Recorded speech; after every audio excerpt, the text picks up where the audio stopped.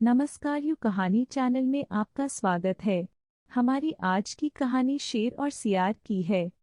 बहुत समय पहले की बात है। हिमालय के जंगलों में एक बहुत ताकतवर शेर रहता था।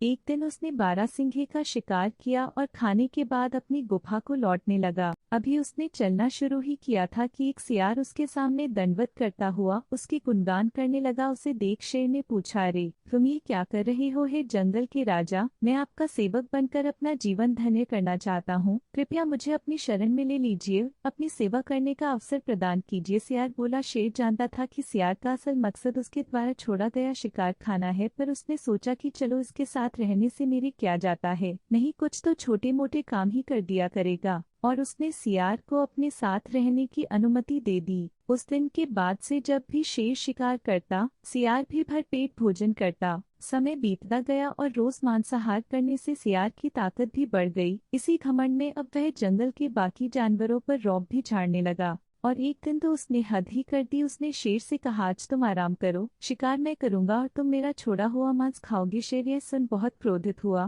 पर उसने अपने क्रोध पर काबू करते हुए सियार को सबक सिखाना चाहा। शेर बोला, यह तो बड़ी अच्छी बात है, आज मुझे भैंसा खाने का मन है, तुम उसी का शिकार करो। सियार तुरंत भैंसों के झुंड की तरफ निकल पड़ा और दौड़ते हुए एक बड़े से भैंसे पर झपटा। भैंसा सतर्क था, उसने तुरंत अपनी सींग घुमाई और सियार को दूर झटक दिया। सियार की कमर टूट गई और वह किसी तरह घिसटते हुए शेर के पास वापस पहुंचा। क्या हुआ, भैंसा कहाँ है? शेर बोला, हुजूर मुझे क्षमा कीजिए, मैं बहक गया था और खुद को आपके बराबर समझने लगा था। सियार गिड़गिड़ाते हुए बोला, धूर, मेरे जैसे एहसान फरामोश का यही हश्र होता है। मैंने तेरे ऊपर दया करके तुझे अपने साथ रखा और तू मेरे ऊपर ही धौंस समाने लगा। ऐसा कहते हुए शेर ने अपने एक ही प्रहार से सियार को ढेर कर दिया। किसी के किए गए उपकार को भूल उसे ही नीचा दिखाने वाले लोगों का वही हश्र होता है जो इस कहानी में सियार का हुआ। हमें हमेशा अपनी वर्तमान योग्यताओं का सही आंकलन करना चाहिए और घमंड में आकर किसी तरह का मूर्खतापूर्ण कार्य नहीं करना चाहिए।